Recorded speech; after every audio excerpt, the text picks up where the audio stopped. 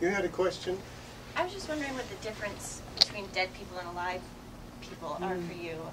You represent Kafka in you know a lot of his insect dreams, and he can't respond, whereas she can respond to you and interact with you and create a dialogue about it. Whereas other representations of other people's works that you bring in, you can't have a dialogue. So and you've said. Well, I think that is a good question.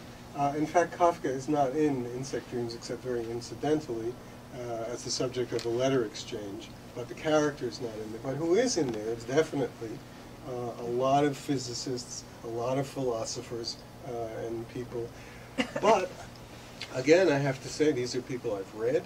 These are people who, in spite of their role in the creation of atomic weapons, I respect as researchers and thinkers. And you know, everybody is where they were, saying essentially what they said, doing what they did.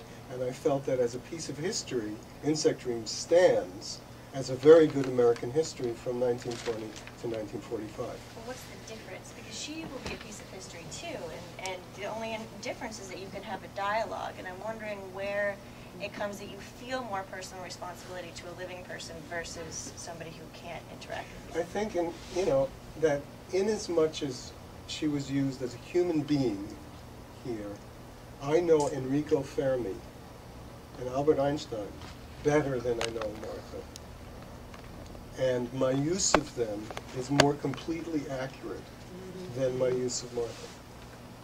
And that's... But they don't get to give permission, and if I felt that this misrepresented my work in some way, even though I had given permission, I could write something and I could say here and here and here.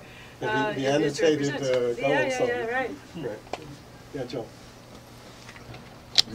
Did you raise your hand? Yes, I think. Oh, and here's one over here also. You want to go first, Timothy? Please. It strikes me that some of the unease that you feel about this is because of the precedent-setting effect that things have. You're doing this now, and other people are going to read it, and perhaps somebody is going to be inspired to do something like that in the future, and how will it be done? How much of your uneasy feeling has to do with that? Well, it's an idea, but I have to say I don't resonate to it. I don't feel anybody else is out there doing essentially what I'm doing or imitating me or whatever. I'm so out of it.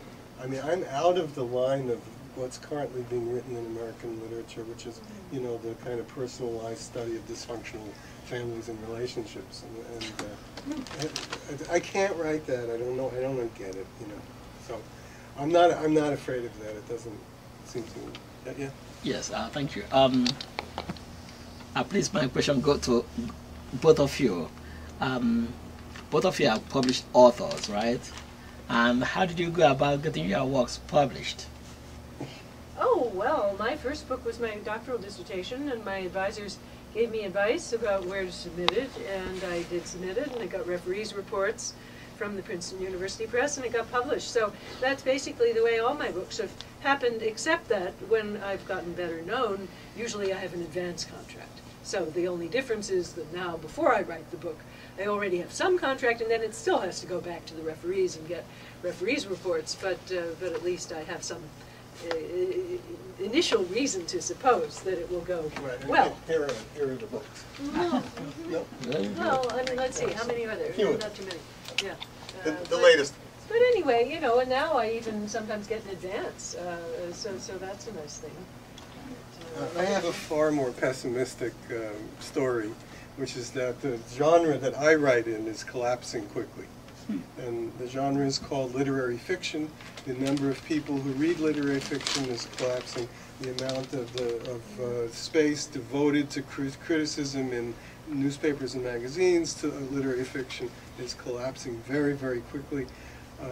And I feel like I came 10 years too late, and I'm the tail end of what will soon be a vestigial activity of trying to write serious, complex novels. Pynchon will always be able to publish.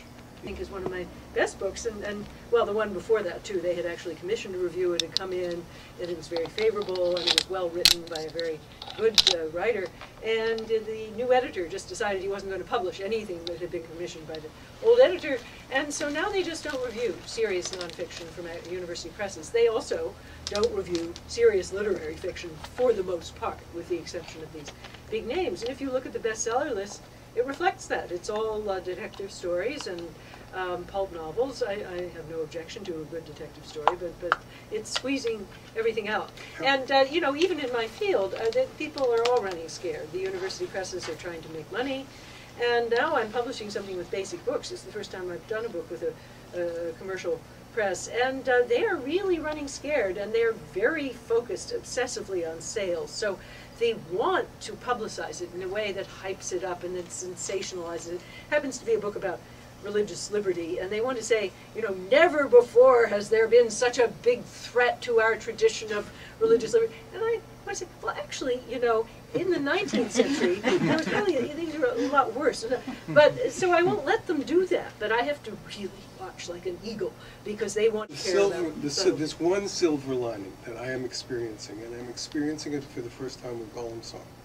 As the critical coverage in papers, print, shrinks, it expands vastly online. Mm-hmm. And the literary blogs that have reviewed this book have reviewed it at a depth and at a length that none of my other books have been reviewed at. They've really grappled with what's in the book, with the contradictions, with the under themes, and all of that, and they do it in 3,000 words instead of in 400 words with 3 other books to review that week, right? So that is wonderful for me.